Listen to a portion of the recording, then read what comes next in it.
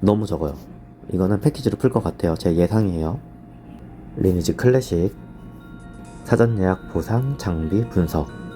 자, 먼저 짚고 넘어가야 할 게 회상의 촛불이랑 요정족 아이템을 NC가 얼마나 풀지 알아야 이 사전 예약에 대한 설명을 할 수가 있어요. 왜냐하면 특히 법사 같은 경우는 초반에 마법으로 레벨업 할 수가 없어요. 보통 12, 16대 이제 프로즌 클라우드랑 파이어볼을 배우는데 이걸로 몰이 사냥을 해요. 근데 문제가 뭐냐 하면 서버가 오픈하고 나면 사람이 많아서 아마 몰이 사냥을 못할 것 같아요. 이제 몰이 사냥하는 곳이 몇 개 없어요. 예를 들면 말섬 2층 골방이랑 셀로브 방이라고 해골이랑 셀로브가 단체로 나오는 데 있거든요. 거기 아니면은 그 사막 있어요. 사막 지형에 쭉 밑으로 내려가면 리자드맨이랑 하피 나오는 데 있는데 거기 아니면 오크숲에서 맨 왼쪽 이 해안가로 가면은 여기서 몰이할 수 있거든요. 뭐 요정도 그 다음에 뭐 도펠갱어밭 이렇게 몇 개 없어서 제가 볼땐 초반에 몰이 사냥도 어려울 것 같아요. 근데 만약에 회상에 촛불이 있으면 법사도 힘 찍으면 돼요. 힘 법사도 힘 찍고 이제 기사처럼 사냥을 하면 되고, 여기서 또 하나 봐야 될 게 이 요정족 아이템. 이 아이템을 어떻게 푸느냐에 따라서 이 위에 장비에 대한 가치가 너무 달라져요. 자, 이제 먼저 무기부터 볼게요. 이제 기사는 은장검, 요정은 활 들겠죠. 혹시 이제 로망이 있어요. 검요정에 로망이 있으신 분들은 은장검. 그리고 법사는 사실 이거 두 개는 얘네가 어떤 식으로 출시하는지에 따라서 너무 달라져서 마지막에 설명드릴게요. 어쨌든 은장검이랑 이 사냥꾼의 활, 그 중에서도 이 은장검은 그렇게 좋은 검이 아니에요. 이 둘 다 이제 데이라고 하죠. 이 데이도 어떻게 풀지 모르는데 만약에 예전 리니지처럼 데이 값이 귀하다면 여기다가는 강화를 하면 안 돼요. 데이 값도 못 받고, 예를 들어 사냥꾼의 활이 플러스 6짜리, 리니지는 6까지가 안전 강화예요. 검들은 6짜리가 있으면 이거는 싼 맛의 요정들이 쓰거나 법사들이 초반에 사냥꾼의 활을 들고 땡겨 팟이라고 있어요. 이렇게 여러 명이 모이고 한 명이 이렇게 뱅글뱅글 몰이를 해요, 몹을. 그리고 여기 여러 명은 이렇게 활만 쏘는 거죠. 이런 식으로 사냥할 때 쓰긴 하는데, NC에서 무기 강화, 데이를 많이 풀고 핵가금이라면은 질러도 되는데 그런 게 아니고 진짜 예전처럼 나오면 여기다가는 쓰면 안 돼요. 차라리 이 다음 무기. 그래서 제가 아까 이 요정족 아이템 얘기했잖아요. 이게 왜냐하면 이 요정족 아이템을 만약에 진짜 옛날 방식으로 풀면 활은 크로스보우 대표적인 거, 기사 아이템은 일본도랑 레이피어가 있는데 일본도는 아닌데 이 레이피어가 요정족 이 마을에서 만드는 아이템이에요. 근데 무기만 만드는 게 아니고 갑옷 그리고 방패, 그리고 요정은 요정족 엘름, 이렇게 대부분의 중간 장비가 전부 다 요정족 마을에서 만들어요. 그래서 NC가 이거를 어떻게 푸는지가 제일 중요한데, 그래서 패치 방향성이 만약에 이 요정족 아이템을 너무 안 풀면 여기다라도 데이를 발라야겠죠. 그리고 방어구, 요 뼈셋이라고 하죠. 그리고 이 골각방패는 요정은 못 차요. 왜냐하면 활이 양손이기 때문에. 뭐 나중 되면 한손활도 나오는데 그건 너무 나중 얘기고, 리니지에는 기본적으로 뼈 재질이라고 있는데 걔네들은 플러스 1부터 이제 증발할 수가 있어요. 그러니까 얘네는 쓰다가 바꿔주면 돼요. 갑옷은 보통 요사, 이것도 요정족 장비예요. 골각방패는 요정족 방패, 이것도 요정족.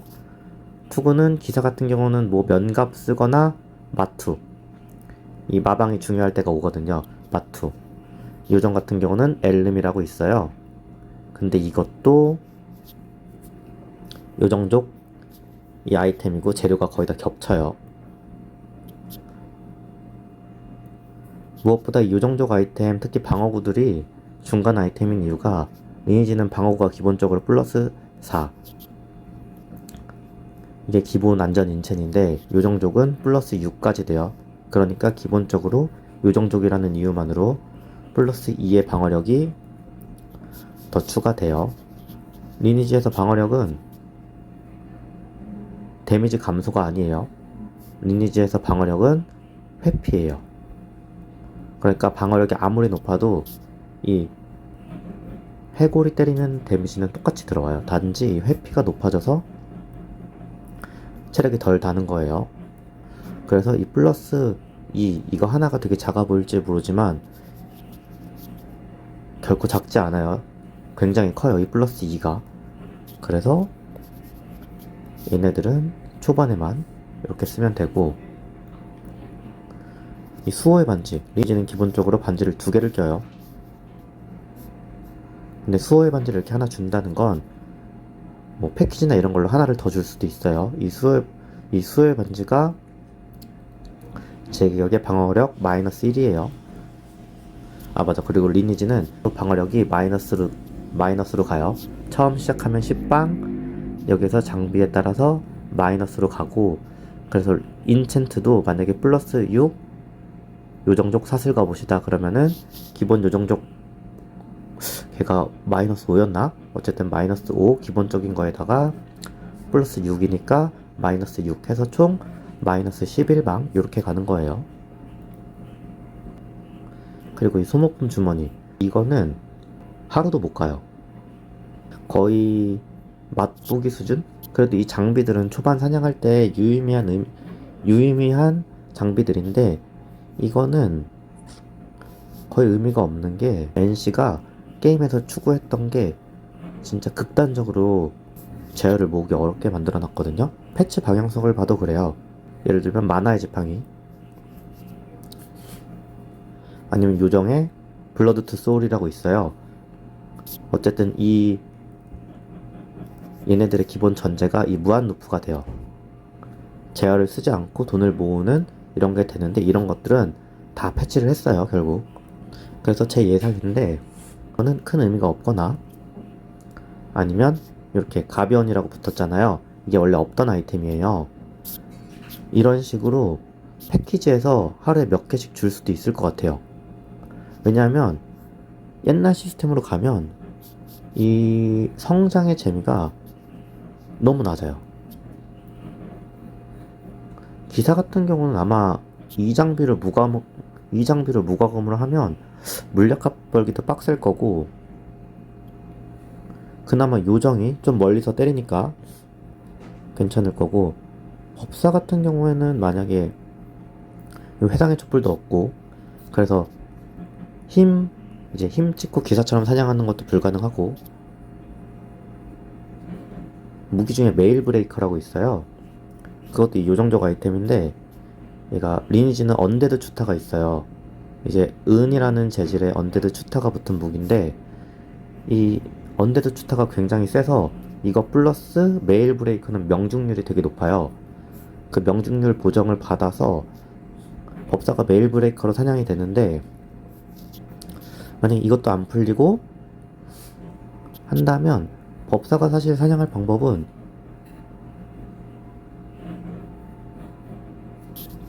쫄밖에 생각이 나지 않네요. 이 쫄이 뭐냐면 이제 기사 따라다니면서 뒤에서 힐 주는 거예요. 법사가 이제 힐, 2킬, 그 힐, 이렇게 기본적으로 3개가 있어요. 얘가 MP가 아마 4 들 거예요. 얘가 20 들 거고, 얘는 빼도 되고, 효율만 놓고 보면 얘가 압도적으로 좋아요. 이게 피도 되게 조금 차지만 효율은 되게 높아서 잘 모르더라고요, 처음 하는 분들은.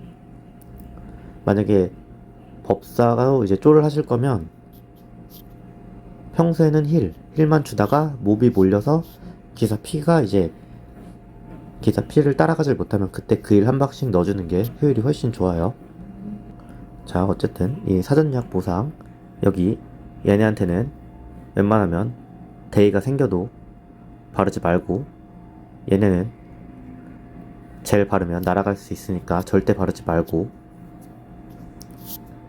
이 반지는 진짜 오래 쓸 거예요. 이 리니지의 반지는 몇 개가 있는데 멸마라고 있어요. 마방 올려주는 반지 아니면은 사실 이거를 한참 끼고 다닐 거예요. 근데 아무리 봐도 이거는 너무 적어요. 이거는 패키지로 풀 것 같아요. 제 예상이에요.